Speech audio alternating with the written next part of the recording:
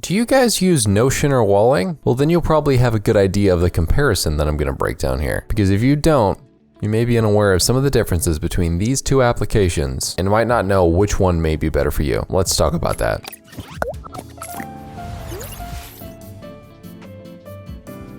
So first and foremost, when looking at Notion and Walling, we're going to break down the different pricing structures that are here. So for me, I really like the fact that Notion has a free plan that has unlimited pages and blocks where you can share with 5 different guests and sync across devices, and there actually is an API already integrated into the application itself. And the Pro version is really nice and has everything in Personal plus unlimited file uploads, unlimited guests, and 30-day version history.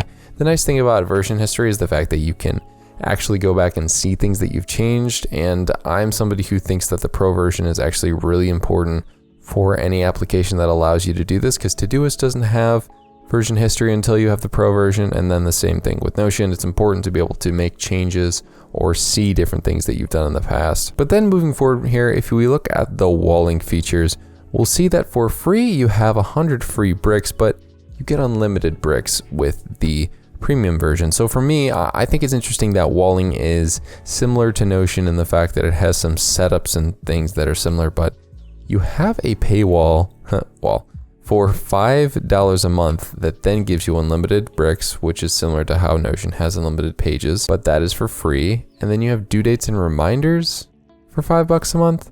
I don't really like the fact that that's the case. I don't like the fact that you can't just do basic due dates and reminders for Walling for free. That seems like something that should just be built in, but also, you'll have a place to see and manage all due dates and tasks assigned to you from different wallets in one place. It's like a whole new view with the Tasks Hub. And then similar to Notion, you have unlimited file uploads.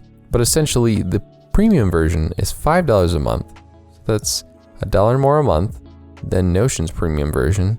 And I think the personal version, which is free for Notion, actually gives you maybe more. So it's a matter of, what do you want to do? Do you want to pay $48 a year, or do you want to pay $60 a year for something that actually has less features? Now, next, what we may need to do is really look at what is the main set of differences between Walling and Notion from a functionality standpoint. Now, I won't say that Walling is a bad application by any means, but first and foremost, a main difference, as I mentioned prior, is that there are no integrations or API access at the moment. And it is a little bit more like Google Keep than it is like other task and project management apps out there. Notion is a set of pages and different blocks that you can kind of mix and match in order to get task and project management or even knowledge management to work for you. But when it comes to Walling, it almost seems like it's a bookmark place mixed with idea brainstorming that can be done through apps like Google Keep. And while it does have a lot of similarities to Notion, it is different because this is not something that you're really thinking about doing in Notion. You're not really thinking about dragging different bricks around to get different ideas of what needs to get done, or having new sections and it having everything pretty much gridlocked instead of dragging things between each other. Like this, for example, doesn't make much sense in comparison to Notion, because it's not like Notion is a bunch of linked databases that are all set up, and then you can move between the different views. I can do a lot of different things in Notion. Like it has a snappy feel to it in Walling, where you can make these different databases, sort of, but they're all kind of gridlocked to specific sections that you have here, whereas in Notion, it's literally a new page that then turns into this. It's not like this is a bunch of different sections that were pre-made and then I'm just kind of manipulating the pages in front of me and the views that are limited with the sections. I made these dividers. I made these sections. I made this happen by doing things like having a bunch of different blocks, then dragging them to the side, then making dividers, and then even quickly doing something along the lines of making a linked database, and then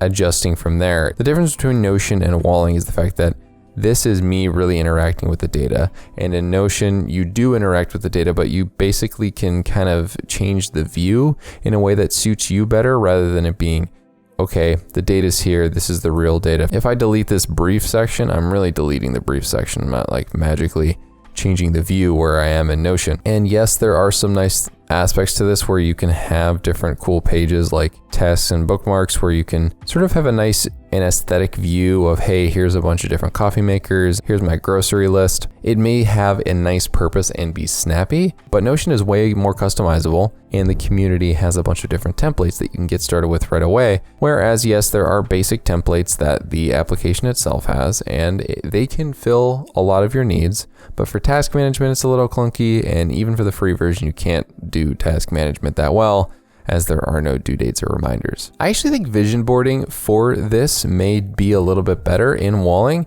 If you want to get a cool view of like the different ideas that you have, this mood board template is a great example of something in Walling that could be nice. And even the bookmark section I think is really nice, where you can have a bunch of different bookmarks in a much more aesthetic view than maybe you would have in Notion, and you can easily access embedded videos and whatnot. And my only thing is this: if I look at something in Notion, like what we just looked at there, this is a nice little gallery view. And while I can't click on these immediately and go into the different links that would lead to the recipes, I can click in here and see all the different notes that I would have for the different recipes that I would make if I want to really go and write out what pairs with it well, what the instructions are. The URL can be nicely hidden here in a property. And I could even do this where I edit the property of the URL and copy it and then just go into a browser really quick. So it's not like I'm really getting a crazy amount of extra from this interaction, but if it is enough for you to want to make that leap of like,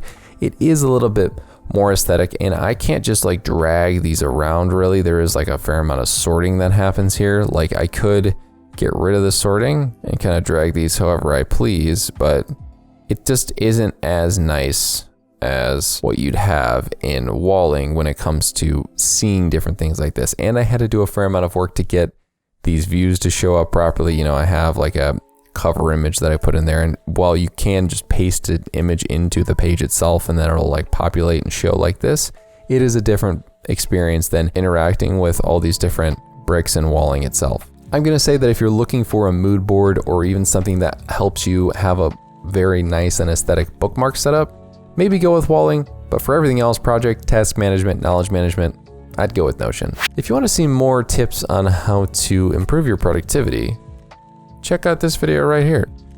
You're going to like it. There's no way you won't.